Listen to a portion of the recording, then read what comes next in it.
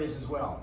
And we get down, we get together with support group leaders, and we get together with the MS Society, or the MS Foundation, the MS Association of America, and they put out the word of where our programs are going to be, and people do come from 3 and 4 hours away to come to the program, because otherwise they have no way of learning. All right? And that's something that MS News and News decided on doing 2 years ago, and we're going to keep on doing. I just want to let you know about that, all right? It's a good thing. Clap your hands, everybody. Look what we're doing.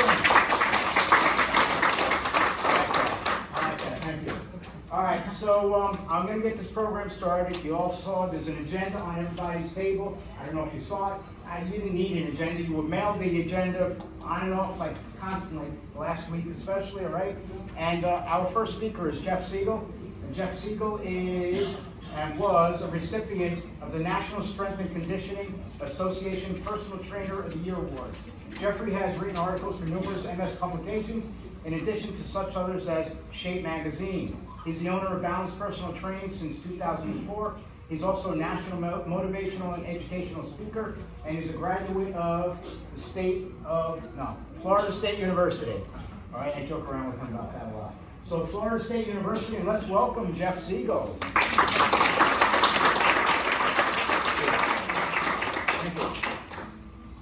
Good morning, afternoon, evening, whatever it is. Good. How many people heard me speak last year when I was here? I'm going to try to give you some more information, or at least fill you in on stuff you may have forgotten, because there's some information that I cover that a lot of people tend to forget, or you have problems now that you may not have had before. Can you guys hear me in the back? You don't have a big mouth like me, right? So if there's something that I did cover last year that you don't remember, which is likely, hopefully I'll cover it now. So don't forget to ask questions at the end. Every day you wake up in the morning and we all have one thing in common. We have a choice. That's something we have throughout the day. And the way we go about our choices that we make determine how our day is going to be.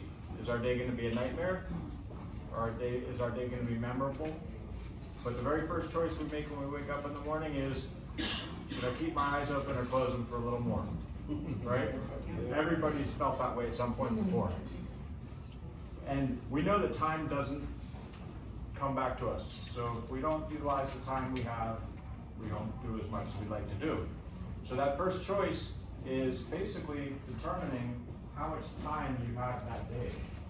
If you choose to close your eyes, you're choosing to take away that much time from the day. And if you're have more fatigue in the evenings, whatever you did in the morning when you slept, if you slept an extra 20 minutes or an extra hour, that last hour of the day that you're extending your day is worthless. Because how much do you get done in that last hour? And how much do you get done in that last hour that you actually remember the next day? Probably little, because you're trying to cram stuff in, you're tired, and you want to go to sleep. Other choices that you make are the foods you eat, the people you associate with, the activities that you do, who your doctor is, if you're going to go, what meds you take. Everything's about choices. So if you thought of every choice that you made throughout an entire day, probably take you a month. And then you'd have to go through the ones you forgot. But the choices that you make, even coming here today, you guys chose to come. You guys made the right choice. I'm going to make sure of that. So is Emily and Stuart. We put this together so that you guys can come here and you can learn something, take it home with you, you can use it. You can make your life a little bit better, a little bit more enjoyable, not the nightmare, but more of a dream. I'll tell you, over 20 years ago, I was living that. I woke up one morning and I couldn't stand, I couldn't see, I couldn't walk, I couldn't talk, I couldn't do anything. So I had to make a choice. Am I going to do something or do nothing? And I chose to do something. We all can choose to do something versus nothing at every choice that we come to. Every day there's a lot of people that intend on going to the gym or intend on taking care of themselves or intend on eating a better diet. But your intentions are great. If you apply them, they're greater. And if you apply them daily, they become habits. And if these habits become the way you live your life, you're going to look back at your life and have a lot more to see, a lot more to talk about, a lot more friends that you've done stuff with, a lot more friends that couldn't keep up with you, believe it or not, in thought or in activities, and all that stuff. So that's the first thing that I want you guys to remember is we do have choices. I don't know how many meds there are right now. Does anybody? I know there's more than 15. There's a lot. We'll say there's a lot of meds, and your doctor's probably giving you a choice. Hopefully your doctor and you've made that decision of what you're going to do and what treatment you're going to take if you're going to use a treatment. And that's a very difficult decision to make. So hopefully your doctor and you have a good relationship and you can decide which one's best for you. And the great thing is, when I first found out that I was dealing with this and I was going to have to take medicine, going against the grain, there's only 3 meds out there. So the choices were not, I had choice A or choice B for the most part because 2 of them were one type of med, the other one was a different type. I chose one, it didn't work. After a year, a little over a year, I went to the next one. That was 20-something years, over 20 years ago, I'm still on it, sort of, with an asterisk next to it. Because I've gone in the last 3 months with probably a month's amount of my med because of insurance reasons, so we're in that time. So that's another choice you sort of have, you sort of don't have, is what insurance you're gonna get on. I don't know how the insurance is in Mississippi, but I have not found a state that says, oh, our insurance is perfect. Far from. So my choice is, so what I'm doing is I'm spreading it out. I'm not doing it the way it's supposed to be taken, but hopefully once I get it, I'll be back on it and going. I'm not gonna say what it is because it's for me, it's not for you. And being that there are 15 plus meds out there, you may see me up here, yeah, I can stand on one leg, I can do all these kinds of stuff because I'm choosing to. It doesn't do me any good to stand on one leg right now. But I don't want you to say, well, because he's on this, I wanna be on that. Because the results that I get from my med are nowhere near the results I get from my attitude. Think about that. Your mind is stronger than any med that you're going to take, because your mind decides if you can actually take the med or not. That's one thing. But if you seriously think about it and you believe something's going to work, you're creating a placebo effect before you get the effect from the actual medicine. If you believe it's not going to work, you get what's called a nocebo effect. If you really convince yourself that something that you're taking is not going to work, your body's not going to respond the way it should. And then you're going to be left, thinking it's not working. Physiologically, it may be, but the mental response that you're going to get is not going to be good. So you all also have challenges. First word that I have is choices. We have choices. I'm going to go back to that because you have to choose all these different things throughout the day. Challenges. It's a challenge. Sometimes not closing your eyes in the morning, that first choice I talked about, is a challenge not to do. You want to go back to sleep. You want to be comfortable. Just remember what you did yesterday. Always remember what you did yesterday, because if there was a point that you said I didn't do enough, you always have now to make up for that, right now. And I've been asked over the years, what's the best exercise for MS? That's what I do, is exercise. I'm an exercise specialist. And when's the best time to do it? What? I can't tell you. I can tell you a lot of great ideas, but I don't know each of you individually. So if somebody ever said, hey, I got a great program for you because you have MS, here it is, and they put it on a piece of paper and hand it to you, do you think it's going to work? It's probably going to work better than doing nothing, but it may work for the person next to you completely and not do so well with you.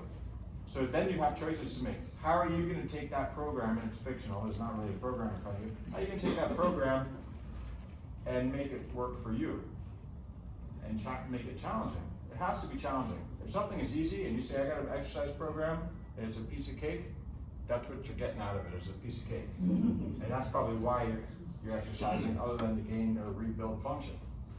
And function is something that when you lose, it sucks. It really does. And that's what the doctors are for. That's what physical therapists are for. If something breaks, they fix it. If you go to the doctor and there's something wrong with you, his first thought is, how am I going to fix it? And your first thought is, how is this guy going to fix it, right? How is this woman going to fix it? What are they going to do? They studied for years and years and years to come up with that decision. And it's funny because the MS community is tight-knit. I work with individuals with MS throughout the day, most days. I'd say about half the people that I work with have MS. The other half think they do. No. But I always get the same question from different people, and it's, what do you think about so-and-so medicine? I'm thinking about going on it. Oh, I didn't know you had a doctor's appointment. That's my response. Oh no, but I said, if you're about to tell me something that your friend told you because their friend takes it, I don't want to hear it. That's 3 spaces away. It's just like exercises go. I don't go to the gym anymore. I cannot stand the gym. Now, for me, it's because that's all I think about is human movement, kinesiology, and biomechanics, and what's good and what's bad, and what's going to work for this person, that person. And I'm listening to the people talk at the gym, and I'm watching the people listen to the people talk at the gym. And they come up with the most backwards stuff, no science behind it. I can give them science right there and then that would say, what you're going to do is going to hurt you. 9 out of 10 people who do that get hurt. They end up getting a knife in their shoulder to fix their shoulder. I can't do that. If I did that every time I went to a gym, I'd be talking to people and telling people what to do and what not to do for 5 hours before they kick me out. And the gym. The other thing about the gym is, how many people in here have a gym membership? When you chose that, when you made that choice to get gym membership, did you think you're going to use it? I hope you guys do. But if I was working just with the odds, you don't. And the reason for that I know that is because if everybody who joins the gym goes to the gym, every gym is going to get shut down by the fire department. Because they probably got 50 times the amount of people, and that's underestimating, in the gym at one time that have memberships. But it's great to say, but I have a membership, isn't it? Because you can carry that around wherever you go. That card does nothing but weigh maybe 10 grams and you're carrying it around and you're not getting anything out of it, other than bragging rights.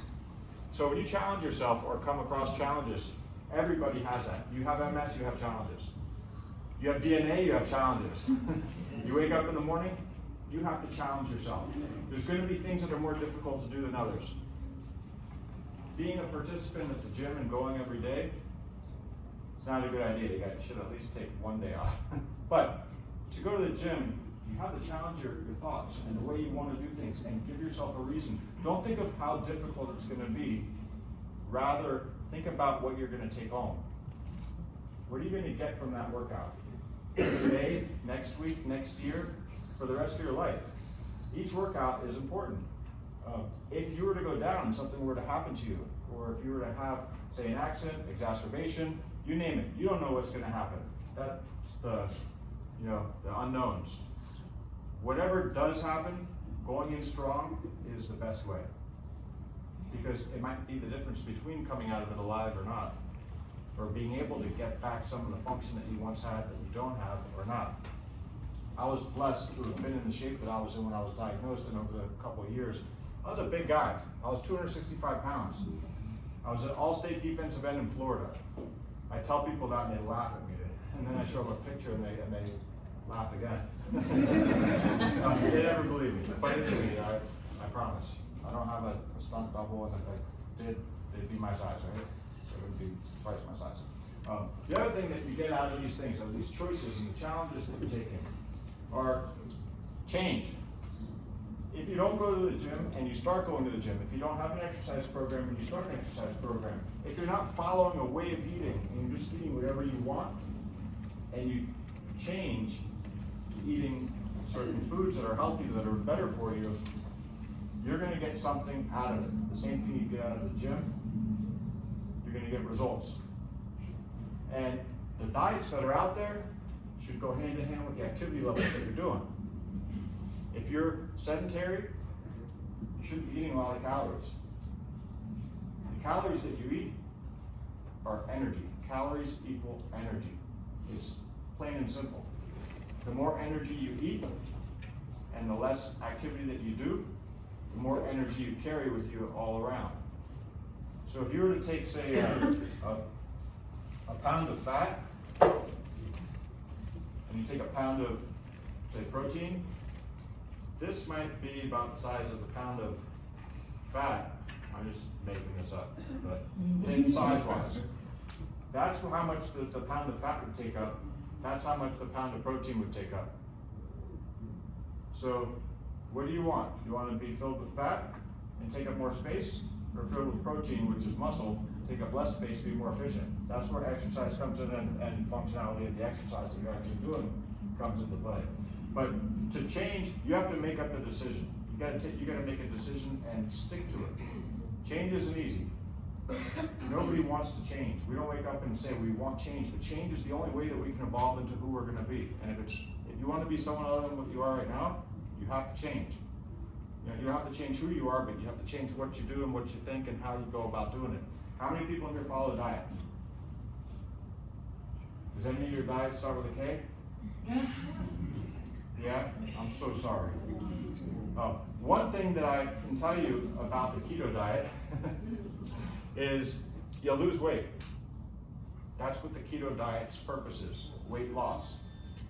There's a difference between weight loss and health. You can lose weight and be unhealthy. You can keep losing weight and keep getting less and less healthy. Any diet where you have to take supplements with to get to where you need to be as far as what your nutritional needs are, is not a great diet. If there's a purpose and you have to lose weight and you need to lose it quick and there's some dire need, that might be the diet for you. I'd rather you change your lifestyle, change the way you eat, find the foods that are best for you, because the difference between the keto diet and the next diet, it's not how you burn this and how you do that and how you do the other thing. It's the total calories that you ate that day. If you're on the keto diet, you cannot eat as many calories because you fill up faster. But you're filling up with stuff that may or may not be harmful to you. You're not getting certain vitamins and minerals in your diet, so you have to take those supplements. So it becomes an added expense. We have a lot of expenses as it is. But a diet that's rich in nutrients, rich in vitamins and minerals, high in the macronutrients, the fat, protein, carbohydrates, those are the 3 macronutrients.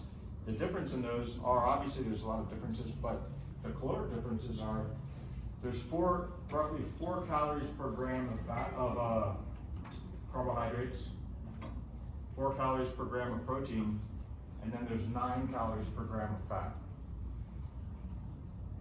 How many people in here know what weighs more, an ounce of butter, or how many has more calories? What has more calories, an ounce of butter or an ounce of olive oil? Butter. They're both the same. They're both fat. They're all fat. That's all it is. But if you pick and choose which fat you're going to have, obviously it doesn't mean to replace the olive oil with a fruit.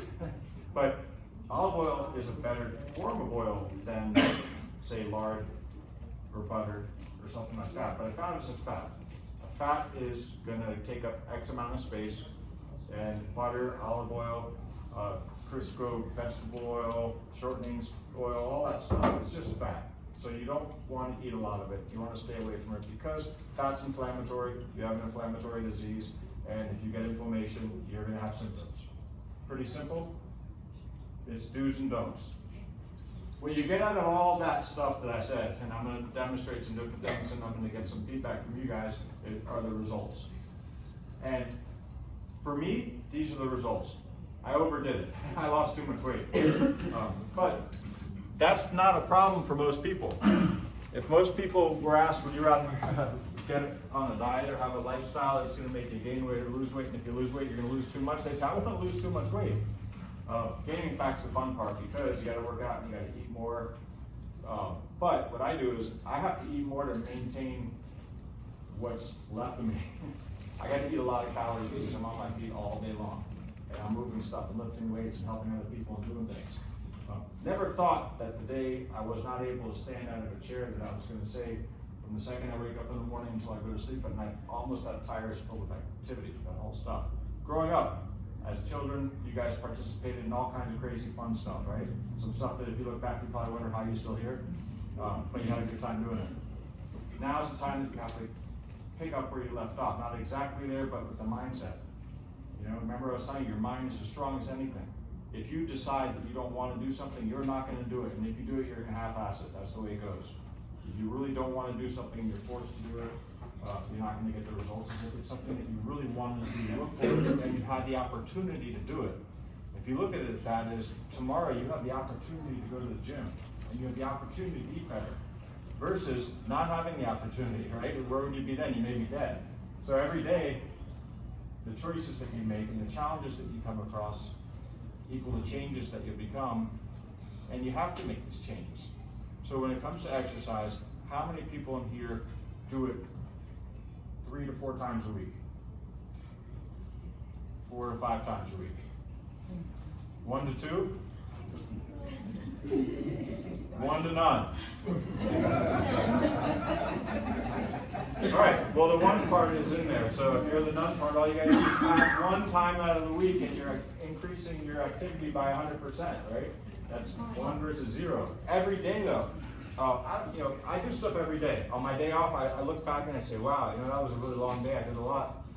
There were days that I would have thought that I did a really hard workout that day, where today I don't think of it as a hard workout. I just think of it as the challenges I face every day that I do stuff. I have to be active in doing it. How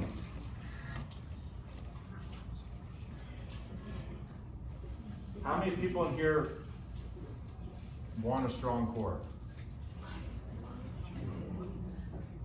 How many people here know why they want a strong core?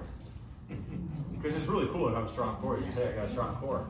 But what does a strong core do for you? Anybody?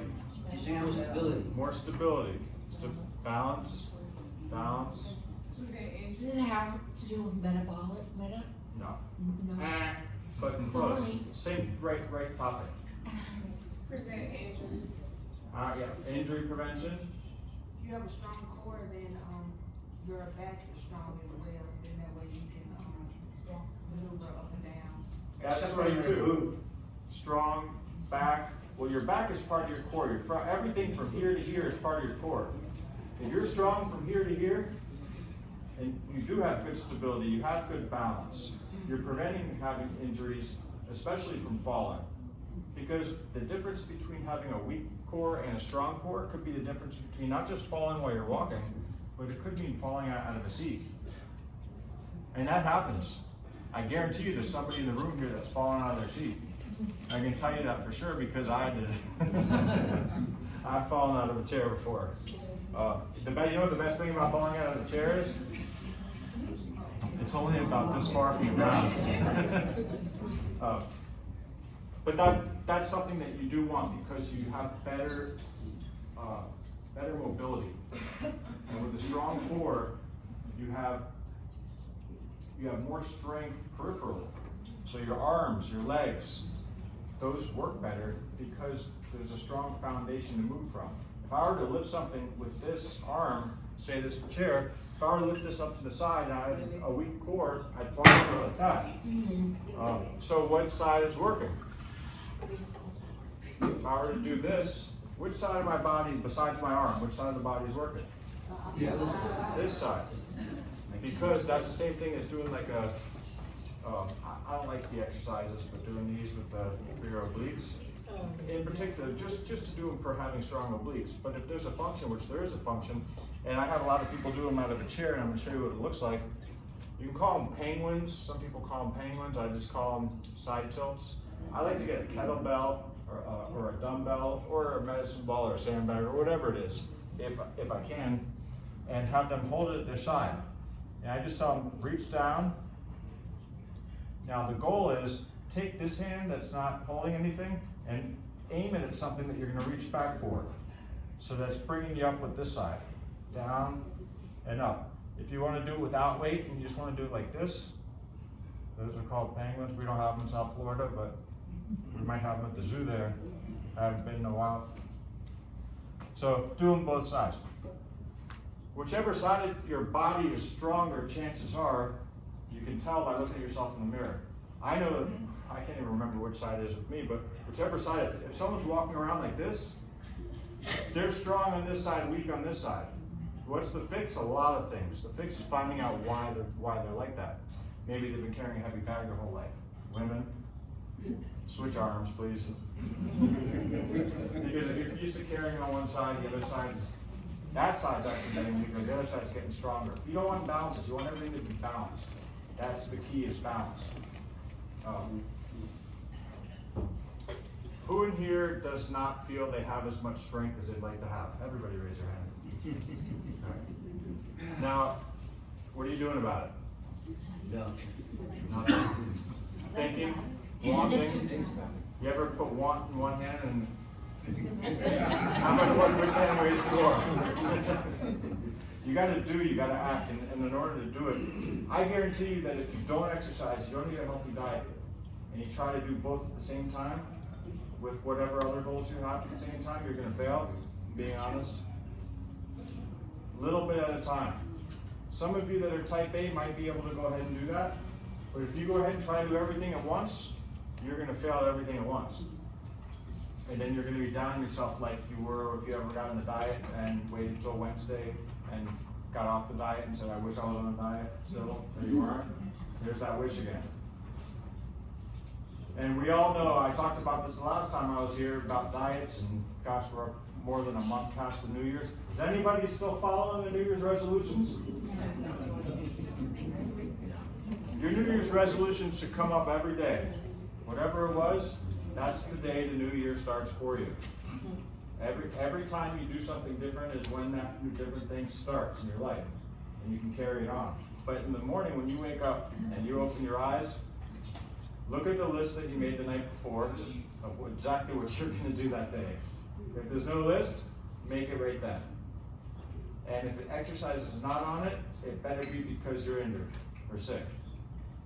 Because if you don't do the things that you can do, then tomorrow you're going to have wishes about the things you could do yesterday that you didn't even think about. So everything that you're doing right now at the table, whether you're talking to the person next to you, whether you're looking at me and listening to me, or whether you're doing this stuff, could be stripped from you. This is a luxury. You guys have been given the opportunity to come and hear from people that understand what you're going through. I understand what it feels like when all of you guys have these symptoms because I've had them before. I also understand the physiological names and meanings and why they have happened to you guys. And I can explain them to you like humans discuss things. That's the hardest thing that I had to ever do, is talk about how do you explain proprioception in a sentence to someone who has no idea what proprioception is and tell them to work on it. Well, I already did. You guys got that from me. I just didn't use the word proprioception. And not falling and understanding where you are and what you're doing and where you are in space, that all falls into proprioception. And what are the things that you can do to prevent falls? Work on the core. Work on your core, that's one. Keep both feet planted. If you keep both feet planted, how far are you going to get? You're not going to get very far, are you? But yeah, little steps are okay. You can't, especially if you can't take big steps. Because that's the difference between stepping out. Yeah. Well, if you're falling, it's too late. Yeah. It's too late. When you're falling, what you should be thinking about is, how am I going to land without hurting myself? And when you land, what are you going to do? Nothing. Seriously. When you land, should be relax, unless you're in the street. Because if you relax and you start to think about, okay, I just fell. Calm down. There's no race here. Not only did you fall because there was a reason for falling, you may not have the strength or something might be going on, but when you fell, you actually landed and you scared the crap out of yourself because you did not plan to fall. So when you hit the ground, you could have hurt yourself. Now you got adrenaline going. And now you're saying, I got to get up, and your body's not strong enough to do that or with a stay down. And then you try to get up and you wear yourself out. When you wear yourself out, then you're like, all right, now I'm going to try one more time, and you're going to fail, like the 10 times before, because now you're tired, you're injured, and you're panicking. Nothing's going to work that way. So when you're on the ground, I'm not going to get on the ground right now because in the back you won't be able to see me, but if you're in the ground, take a deep breath. You know, think your whole way that you stand up, what you're going to do, and then do that. You know, then slowly do it. I'll do a couple of demonstrations on how to get up, but is there anybody here that can't get up off the ground if you fell? Are you sure? Are you sure you can't? How do you know? Too weak. Can you get out of your chair? Oh, yeah. Yeah. Can you stand out of a chair? Okay. How many people in here cannot stand out of a chair? Everybody in here can? Would you mind doing it for me? I'm gonna stand too. Stand up. Because you guys have been sitting for a long time right now and you all have tight hip flexors. There's nothing wrong with getting up every so often. Now, out of the people who are standing, how many of you guys feel you're not very stable? If you raise your hand, just raise one, not the other. 'Cause I don't teach you how to stand up from that spot. All right, so everybody can sit down. Go ahead, sit down.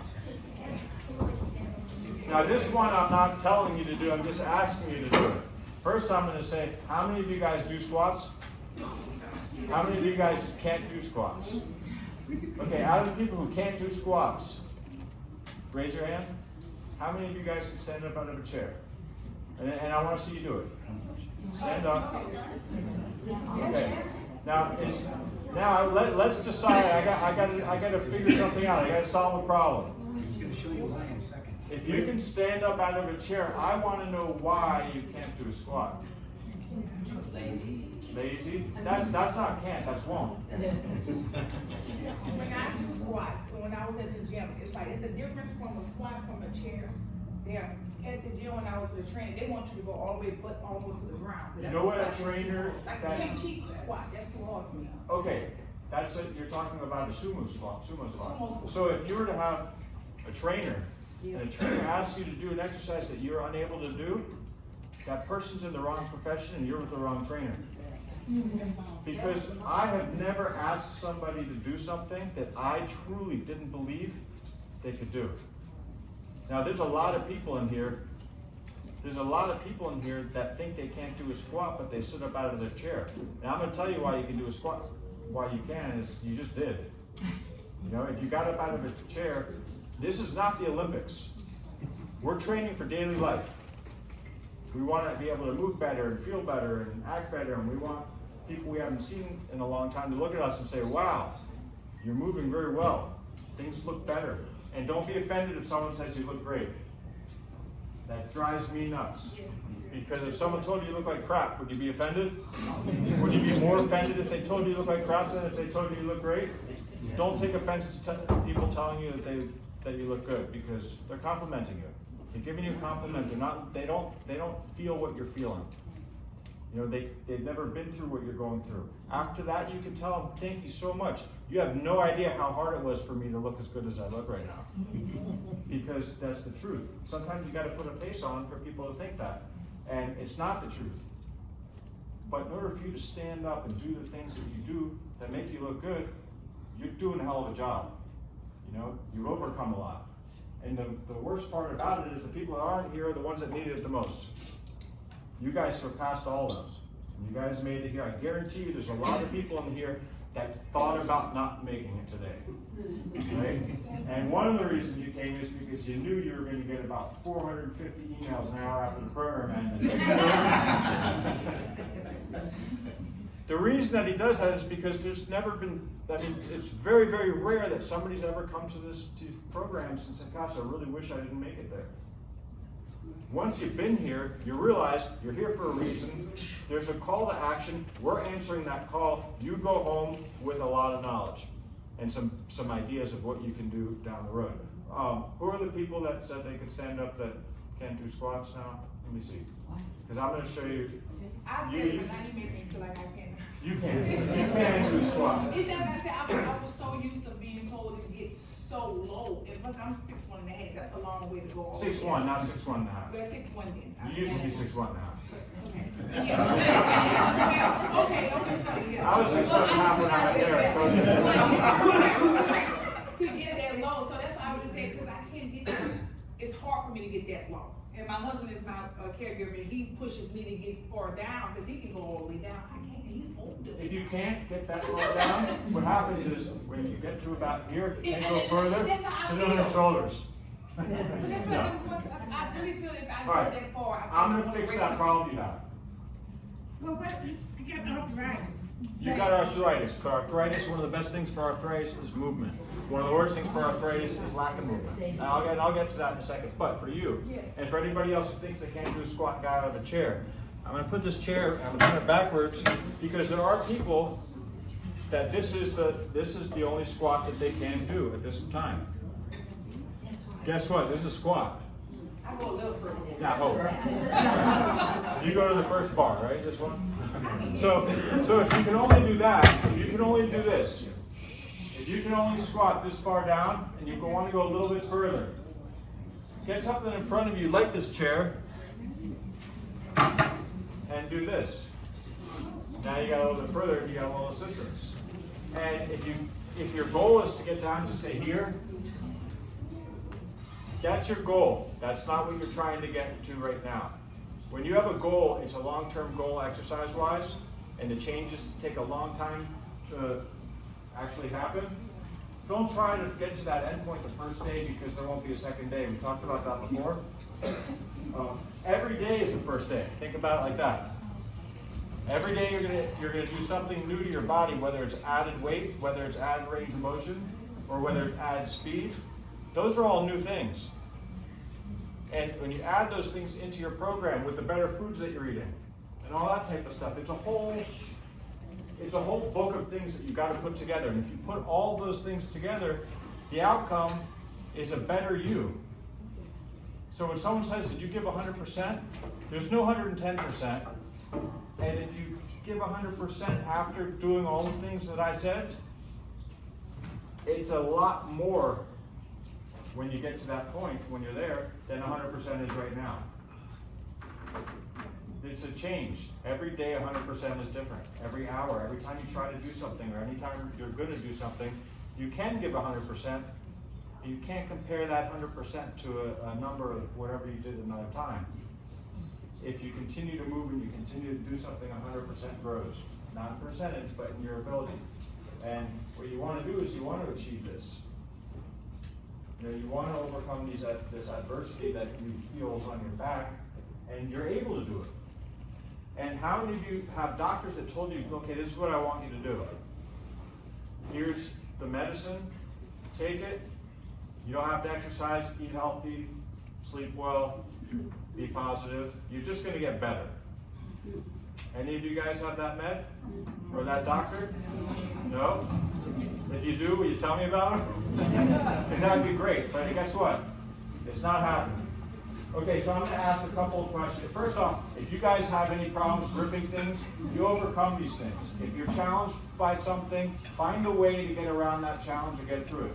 There's barriers in anything that you're going to do, whether it's going to the gym, whether it's eating healthy, whether it's meeting up with your friends to do the things that you want to do and you think it's more difficult for you to do it than them.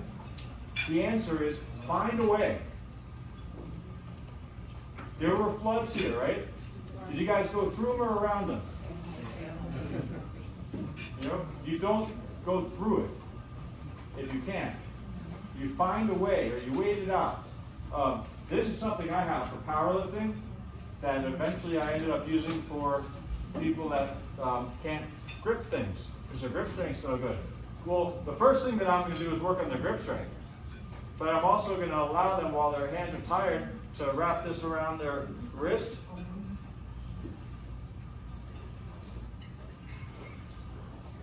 Now, I didn't bring a kettlebell or anything like that I normally show with this, because I didn't think it fit in my carry-on bag, but apparently,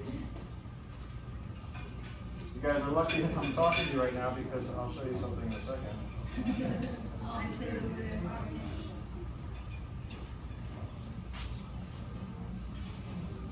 Jeff got on the plane with a donut. Yeah.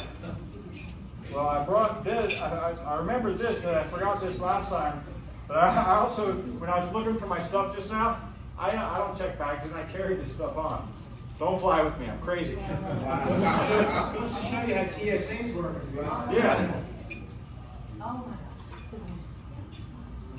So don't follow my footsteps. Bring a bigger knife. You'll remember not to bring it. But this is great for, let's just say this was a dumbbell or a bar or something. Look, I'm lifting this without using my hand. It's just, it wraps right around it. It was meant for shrugs. You know, for people who are doing shrugs with hundreds of pounds in each hand, and the grip strength's not good enough for holding on. That's what I'll give to somebody. And I have bands, so you can actually do pulls without holding on to the handle. So if your excuse is you can't hold on to something, I just gave you a way around that excuse. This is any kind of powerlifting store. You know where the powerlifting store is? www.amazon.com. It's right next to Dr. Google's office. So when I was telling you about the meds before, if you have a friend or someone comes up to you, like I was telling you when I'm training people, and someone will say, "Oh, did you hear about this medicine? Do you think I should go on it?" And I always ask them, what friend that doesn't have MS heard from one of their friends that does have MS that switched meds because something else didn't work, and I'll go on about this whole long crazy thing, and their doctor doesn't even know that they're talking about this medicine, the other person's got a med, you even know the person's name, they're like, huh? I'm like, exactly, stay on the med your doctor, and you can just decide to be on.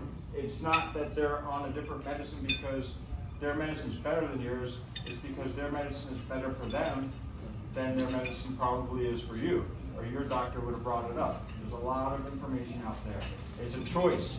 And that's the other thing when I was talking about choices, one of the choices we have is what medicine we're going to be on. Because you choose that. And if you choose other than what your doctor is saying, then we have a problem because the doctor is going to think you're taking something and you're choosing not to take it. Now the doctor's saying, why isn't this working? Why aren't you doing as well as you should be doing? Or they might switch you to something else where that might have been the one that worked. Who knows? I don't know what goes through your mind, but I know there's a lot of things that go through your mind. You get a lot of reasons to not do things and change the way you were going to do them, and your mind will play tricks on you. Stick to the plan. If you have a plan, stick to that plan. The outcome is going to be what you want the outcome to be. It's not going to be like one of these crazy research studies where the outcome has nothing to do with what the starting point was, but then they release it and say, research says. Yeah, we know what that means? I always ask, who did the research? It was them, wasn't it? The ones who everybody says they say this and they say that. I want to know who they are. What research study did that? Was the start point the same as the end point? You know, was it valid? Or was it a third grade science class that said, we're going to do some research in class today and this week, and then they write a little report about it, and guess what? It would be honest of somebody to say, research said that. Doesn't mean the research was exclusive. It doesn't mean it was done by 8-year-olds. It just means there was research. So the squats that I was just showing you, that was one thing. Standing out of a chair was another thing. If you can do a squat that's from here to here, do a squat from here to here. If you can go from here to here, do that. If tomorrow it goes back to the other way, still do it. Don't skip it because you're still skipping the squat. You're skipping the exercise. If you can't pick something up off the ground, start practicing by picking something up off something like a chair. So if you have something on a chair, and if you have bad knees, don't listen to this. People have been told their whole lives, oh, if you're going to pick that up off the ground, what are you supposed to do? Bend at the knees, right? Okay. I don't like that. I don't like the whole bending at the knees. You know why? Because knees are stupid. And they don't argue either. Because if you bend the wrong way with your knees, they're going to have a knife getting really close to them and getting repaired. Strongest muscle in your body, what is it? You're sitting on it. That strongest, biggest muscle in the body. It's also underutilized. So if you're going to pick this up off the ground, can you guys see this chair here in the back? Rather than doing this, does that look a little weird? How would you pick that up? Does that look right? Well, if I do this, and I want you guys to pay attention to this because this is very important. If I were to pick this up, and let's say that's on the floor, and there wasn't something shining right in my face, I want to move my center of gravity back as my hands come forward.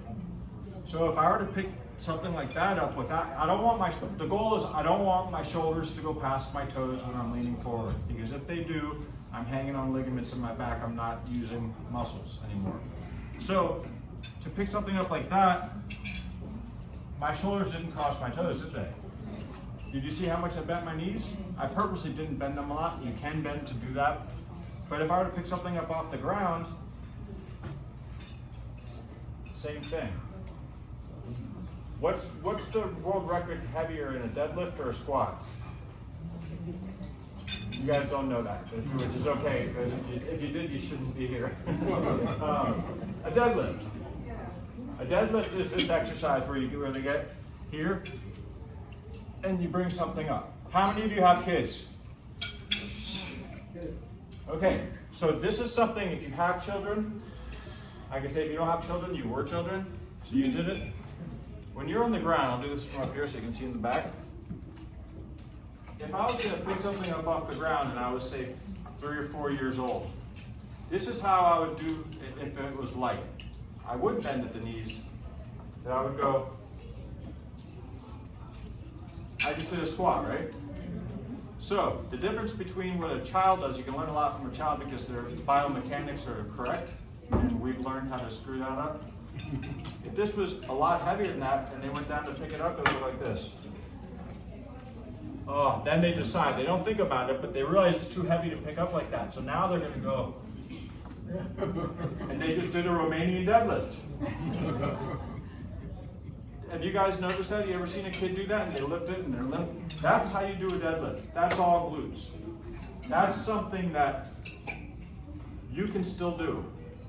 If you haven't done it in a long time, use the chair. Use something a little bit lower and a little bit lower. I use cones, but doing stuff laterally too is the same. Picking something up over here. My shoulders haven't crossed my toes, you notice that? Now if I were to do something like that, you know it mimics that movement? It also mimics how people hurt their backs on a daily basis. Getting something out of the dryer. If you're able to get something out of the dryer and do it this way, and you sneeze, your discs aren't going to go shooting out of your back like bullets. They'd be actually coming forward. But if you're to reach and turn, and your shoulders are way before your feet are, you're hanging on ligaments. Then you sneeze, forget it. I guarantee you, you're gonna have a bad back. You might not get up. You know, you might have to be taken out of there by a stretcher. But that's something that's really a dumb ergonomic thing that people put together as far as dryers go. They're still low like they were when they were invented, probably. They have the stacked ones that are better, but think about that when you're doing laundry. And if you don't do laundry, tell whoever does it about that. But that's how stability is increased with core. And doing all the stuff I was showing with core. I wanted a volunteer because I want to show you what core can do. You want to come on? All right. First you, then you. Me? Yes. You in the leopard skin.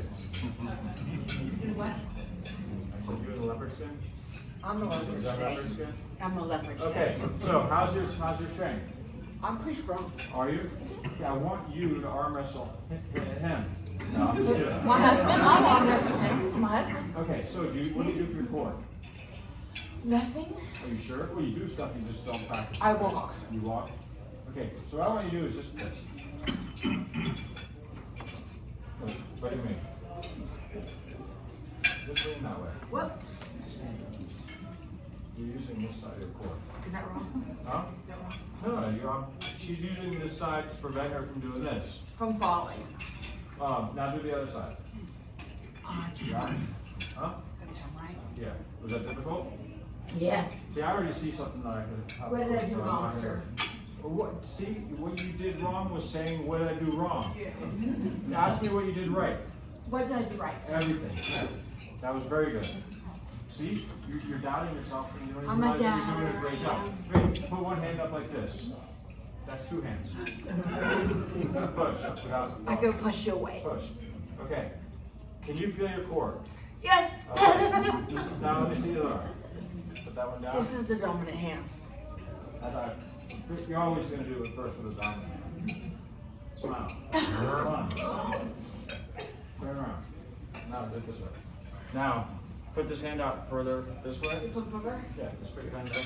Right. Face that way. We're dancing. Yeah, we are. In a second, you're going to do a spin, so no, I'm just kidding. Put your hand out like this. Same thing. Now, smile. And look at him. So you feel your I core? like him. You feel your core? Yes, I do. Okay, you feel mine? Yeah. I feel it too. I feel Okay, it. so now watch this. Now hold my hand. Now pull. You don't have to pull hard. Okay, so she's working her core. I have a feeling. Now let me see this hand. Let go with this. No, keep like this. Better smile because these pictures going on there. Oh, they are? Okay. And Smile relax. while you're in pain. Okay. Relax. That's good. Okay. Now what I want you to do is have a seat right here. Face this way. Yes, sir. I want you guys all to know that in a nutshell, I just gave her a full core workout. I work every aspect of her core. I work her abs, I work her lower back, her obliques, all that stuff in a functional manner, how she would move in daily life. If you can't move around and you're not on your feet, sit up in the chair, you're not sitting up against the back. No, sit up, don't lean against the back. Push my hand. You feel your core, push. And you feel the same, so the same thing can be achieved in a chair. Okay, you can let go. And so you do it each way, this way you get up. Wait, they do it again in this picture. Okay, let's do it with your bad arm. Back, this is the dominant. Yeah, so this is the bad one. This is a bad one. Yeah. Press. Just press forward. Look at him and smile. I'm not breathing. That's the main thing. You know what happens if you don't breathe? You die. Eventually nothing happens. All right. You can have a seat. Thank you so much. You're wonderful. I like your mom. Your husband's gonna shoot me now. All right, volunteer number 2. She's wonderful. Now we're gonna play catch. Oh, yeah, I was first base, I get the right side. I'm gonna stay like this and see how good you can. I got more. Okay, what was? Did you say knife? Wait, I mean, Okay, so for core for you, what do you do for your core? Okay, so do you carry your child around when she cries? no, not no more. Ever? No. If she couldn't, she was just like having. No, she couldn't walk, yeah. Okay, But she's 50.8 pounds now. that's good. That means you must be strong. Daddy. Okay, when you picked her up and you carried her, which side did you usually carry her on? Honestly? No, lie. Okay, Lie to me. But on my, On your left side? Yeah. So your right side, your dominant side? Okay. I'm ambidextrous, so I use this hand for both of them. Yeah, I'm ambidextrous too. I had to be because my right side was not working a lot longer than my left side was. So I learned to throw with the left, right with the left. Yeah, I have to go. And I did that also in, from shoulder injuries. So for all of you in here, if you guys can't hear what she was just saying, what I was just saying, do you know what your dominant side is? Your lefty, your righty? How often do you practice stuff with your other side? You should do it daily. I can tell you some things that are really, really, really difficult to do with your non-dominant side, and I'm not going to tell you all of them, but one of them is brushing your teeth, shaving, doing simple stuff, brushing your hair, right? See, that's what, just in case I just got rid of it. But those are things you should practice doing. Don't sit down yet. I wasn't. Okay. So, that's what happens when we're 6 feet or more. It's a lot further to the ground. I'm not going to let you stand on the chair. I won't let it be the first time. Okay, so I was just showing her. So for you, a core exercise. You can do something. Let's see. Put your hands out like this. Okay. Go this way. Press. Breathe. It's important to remember that part. If you ever see, if someone's exercising with you, you feel your core? No, the other way. If someone's exercising with you and they start turning red, that means that they're holding their breath, or they're really mad at you. It feels good on my, I feel it here, but it really feels good on my back. Yeah. So there's other ways to achieve that same thing. You don't need a person pressing there. If somebody's watching this and they want to do something like that, that's actually using your rotational muscles absent rotation. It's isometric. But you can do something like that with a wall, like this. So put your hands there and just press against it this way. And you're not going to move the wall, but you can hold it for a certain amount, then turn a little bit, because I like to get each angle so you can get the full range of motion into an exercise. It feels good. Yeah? You feel your back? Yeah, it feels like I could. Well, it's everything around. It's Yeah. like this side do this way. So you have internal obliques, external obliques. The side that you're turning is the side that the internal is using, while the external obliques are using the other side. That's why I said it. That's the stuff that you don't really need to know. You just need to know you're working your core. You're able to rotate. You're able to do stuff. Carrying something heavy. If you're able to do it to the down the hallway and back with one arm. Do it down the hallway and back with the other arm. You're doing a core exercise. You're working on stability and strength and aerobic activity. So it's a pretty simple thing to do. It's just a matter of doing it. If something seems stupid, and you don't want to do it because, oh, that's foolish, it's not going to work. You're only kidding yourself. Do it anyways. Because like I said, it's 100% more than what you were going to do when you were thinking about doing nothing, right? Number one, it has, I don't care if it's everything, so I have everything always on my left. So get a Always, crossing yeah. strap. Get a strap that crosses your body, so that way both sides are getting it. Or a backpack. I have my clothes back there. I got a backpack. I hurt my back. The best thing I did for my back was put like 50 pounds in the backpack and carry it around because it was, going to extension that was hurting it. But I was basically in a flexed position because something was being carried in my backpack. So in order for me not to fall backwards and be stabilized, I'm using my abs, and that took the pain away. So that would funny be. when I put it on my right, when I put my bag. Is on it my funny, right. or does it just seem funny? It feels weird because I never use it. I never use my right arm to carry my bag. I either use my left or my back. So you know what a great core exercise for you would be that you can get your husband involved in Yeah, too? he's gonna get involved. Yeah. So you just stand like you're in. So put your hand out. So which side of your body's had more issues with MS? Everything started first on my left and then it migrated to the right. So my right is more tender. That's why I put everything on the left Okay. side. So what I would say, if you're gonna do stuff with one bad side, one good side, work with a physical therapist so they can correct that problem, because the goal of physical therapists is to correct something that's not working properly, but not just correct it, send you out of there the same way you were before you needed it. So whether it be your gait or movements or something like that, but what I'm gonna show her, that she can do with her husband, should be done with both sides. I want both sides to be strong. So you do it one way like this, put your hand here, now just walk. Walk and push me. Oh, like literally walk. Yeah, Oh, walk, okay. walk. You can feel your core right now? Yeah. Okay, so, that's okay, shaking just means your muscles are getting tired. If they weren't, then you'd be way ahead of this and be laughing at me now. Now the other side.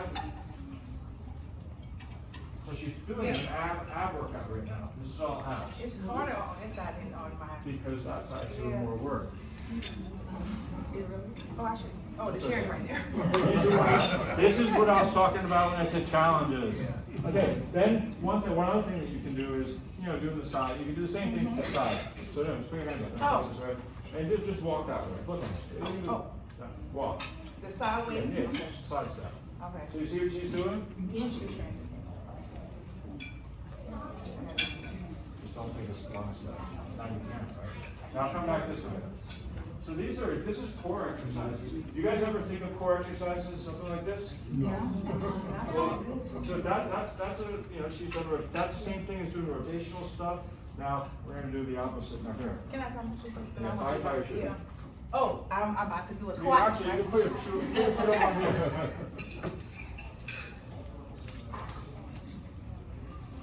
Now, one thing that I like to do before I ask people what their dominant side knot is, I'll use a stability ball, have someone sit on it and get one leg off the ground, and then I'll time it, then I'll the other leg, and I can tell which the bad side is by which has less stability. It's the one that when their foot's on the ground, they have less stability on the ball. Does that make sense to you guys? Mm-hmm. Now pull me. Pull. Oh, pull you. Pull. Oh. Try not to lean back. Oh.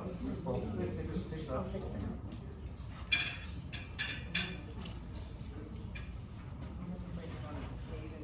I'm not gonna squeeze. Okay, so what she's done is, that's all core. She's got a ready to do it. So for somebody who can ambulate pretty well, and somebody else who can ambulate pretty well, this is gonna be a workout for you too. Now I'm doing this all day long with clients. I have, I can't tell you how many in a day that I'm doing, and that's an important exercise. So as part of a warm-up or in between sets, who would have thought about this? Say you're working your chest, but in between sets you do something like that. While your chest is tired, you do that rather than, you know what most people do? You can have a seat. Thank you so much. At the gym, one of the reasons that I was telling you I don't like going is because I see people do an exercise followed by this.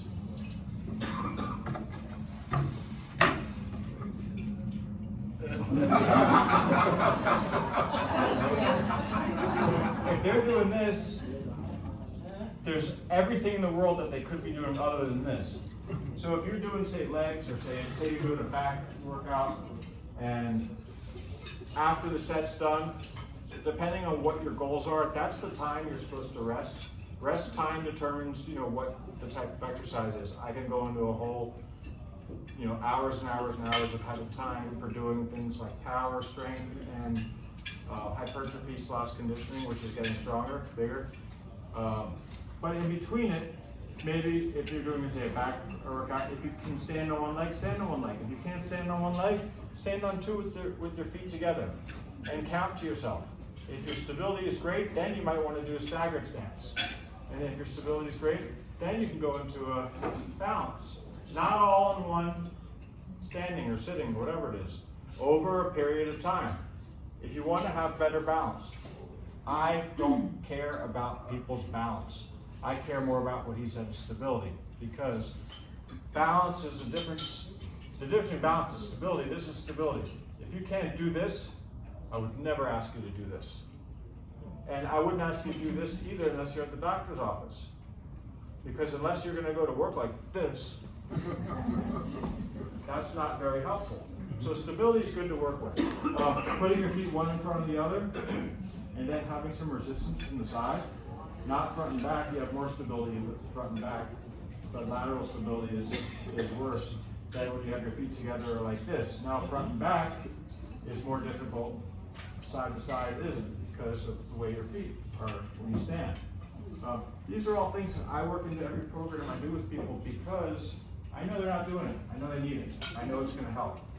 It doesn't mean that everyone's workout's going to be the same, like I said, but it does mean that you're going to get out of this workout better than you got in. And that's all you can do. The only thing that you have to do is a little bit more. Think about the choices that you make and the challenges that you come across, and expect change and results, because the change and the results that you're going to get from doing this are going to make you smile, and they're going to make you look good, feel real good. That's the difference between being in shape, well conditioned, healthy, and just being a natural beauty. You want to be a natural beauty that can perform well and act well. So I'm going to close this out with a few questions. I got some hands up already. Shoot. I would like to see a couple of non-ambulatory core exercises. I just did those in the chair. Yeah, well, I saw that. Everything that I did standing can be done in the chair. So, you want to be the person? Yeah, Okay, come on up here. Yeah, you come up here and I'm going to answer the question in the back while you're coming up. Who had the question back there? Okay, your question. I have a question, but he's too shy to share. He's 6'3", and he has progressive MS. I don't have MS, but I have cerebral atrophy. But he started, I'm sorry, he's 6'6", that's right. You better start standing up straight, man. You're going to be 6 feet in 2 weeks if not. 6'6", yeah, I took 3 off of me. But when we met, he wasn't exercising, and he told me that he couldn't do planks. He's like, he's too tall to do planks, can't do planks. It's like, yeah, you can. So we started out really slow, like 10 seconds, 20 seconds. He's up to 2 minutes, 3 minutes doing planks. That's great. Planks are great. Now I got something to add to that. Reverse planks. For every push, you should do a pull. That's so that way you're not getting in balance.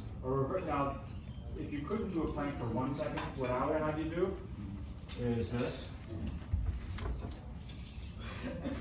And slowly work your way into the plank position. But there's other things that you can do. What was it that I just said that you looked at me like I was crazy? I'm having one of those moments. The reverse plank. Reverse plank. That's, okay, when you do a plank, everything that's facing the ground is working. When you do a reverse plank, just imagine that I'm on the ground. Hands on the ground, forearms on the ground. I'm going to do it so you can see it, but this is a reverse plank, or this. So all this is working, so it's facing the ground. See that? You guys can't see that. What I was doing is just on the ground like this. So my back that's facing the ground is preventing me from doing this, from falling in. Just like a push-up is working your core as good as a plank is. So some people that are able to do push-ups well, they don't have any problems with them or really don't despise them, because if I had somebody do a workout of things that they despise, they wouldn't show up next time. If they can do push-ups, not much of a reason to do planks. Because, I mean, if you can do 10 push-ups today, next week you could probably do 15. Eventually, I've got some people doing 50 push-ups, 60 push-ups, and that takes a lot longer than how you hold yourself in the plank, but it's doing the same exact thing. Okay, did you see what I was doing right in front of you before, in the chair? The penguins? Okay, what about the penguins? Okay. Okay, now what you're doing right now is what most people think when I say it, and I have to correct it. When you're doing the penguin thing, I don't want you doing this. Because now my center of gravity is the same spot at all the time, the whole time. So you have to really lean a little bit past your chair. That's core. Because if you just do this, you're basically shifting this way, and you're just doing that. It's not going to do anything for your core. So those are two things. But now, so do it. Go ahead and try it. Now lean a little bit this way. Now come back up. Can you feel it? Now do the other way. Okay. Now, like this on the floor, press. Okay, I saw it. Yeah, so all this is all core exercises. If you can lean up against something, can you stand? I don't have to do it right now, but can you stand? So push something. Push somebody. Push a chair. If you were to do this, or the chair was higher, I'm doing the same thing as what I was doing before with my core. You think outside the box. Forget about what you saw growing up and what you see on TV and these people doing this. A bench press with your back on the bench, you know how good that is for your core? It's as good as sleeping. However, if you're doing it with a dumbbell and you decide to do it with one arm, now you got another case going for you, because you would fall off the bench if your core wasn't holding you up. Did you get the answers that you're looking for? Same thing with the pulling, pressing, this way, that way, all that type of stuff. I didn't bring bands this time, but if there's a band on the wall and you're doing pulls like this without leaning back, your lower back is working, preventing you from falling forward. Would you repeat that? If you're doing a row, say you have bands that are doing something, and you're standing up, even if you're seated and doing rows, if you're seated and you're not leaning up against the back or nothing's holding your body from falling forward, and you're just doing this, the force is pulling you this way, right? So you're resisting that. If you went with the force, you come forward. By not coming forward, you're using these muscles here to stay erect. So just by doing the pulls, you're working your core. That's why if you were to do presses with a band versus on the bench press, on the bench, and you were to do them the other way facing there pushing, my abs are preventing me from doing this, from pushing me, from falling backwards. So everything you do when you're standing or seated without a support is working core. Everything. So, thank you. Who was the other question? Was there a question? I'll make a comment. A comment. What I did with you is the most exercise that I've done in ages. And you lived? I lived. You did, wow. I lived. So you see, that's the starting I point can for do you. it. That's your baseline. You can do that, you can do so much more than that. That wasn't very easy, the stuff you did. It wasn't. No, well now you're still out of breath. So anything that you do it at a higher intensity, a little bit more often, for a longer period of time. You have a question? I got something for you. You can do squats. Would you mind coming up here? Do you mind if she comes up She here? can go up there, trust me, she knows how to do this. It's like, yeah, go ahead. And she flips and tumbles and back bends and all that. All right, come here.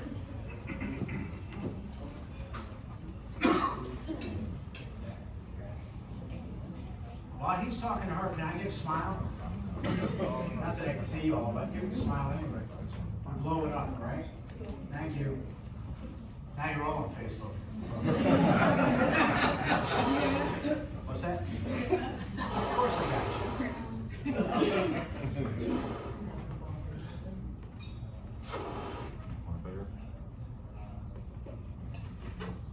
All right, Person that works for me wants me to take pictures with people here, so maybe after the program we can get some smiling photos. all right, I want you to face the crowd. Never in anything. All right, and you said you can do a squat? Let me see you do a squat.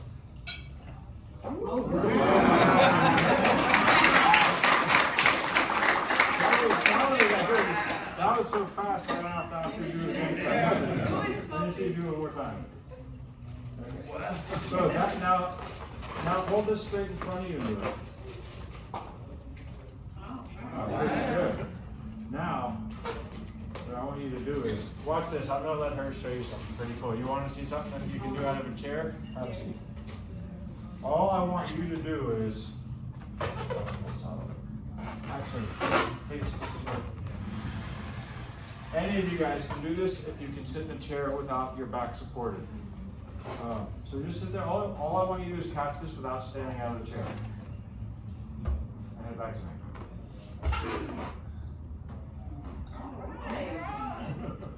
Besides being really good at catching, she's got a strong core. Because doing these things right here, out of a seated position, for anybody who can sit without falling out of a chair without a backrest, like when you were sitting up here, just reaching this way, and reaching that way, and forward.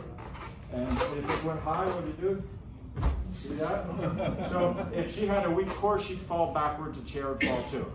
These are exercises you guys can all do. I got these balloons on the way to the airport for I think $1 for a bag of them.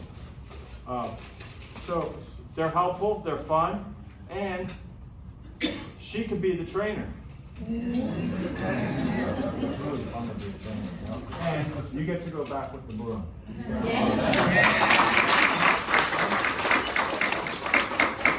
Let me see. Now with the balloon in your hand.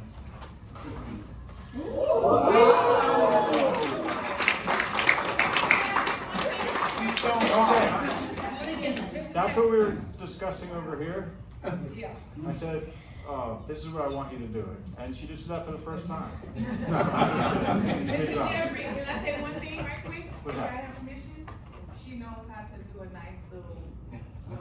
So we have to end this session because this young lady over here needs to get started, because she has to get to Hattiesburg in a little while too.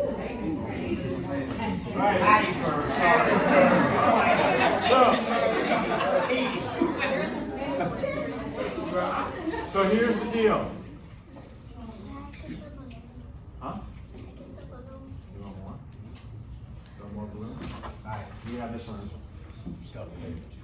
I will do some more of that. If you do everything that I discussed, if there's things that you ask questions about were really concerns and you're going to do them, you guys are going to be better at life. So after this, the only thing I ask of you is enjoy life at a higher intensity. By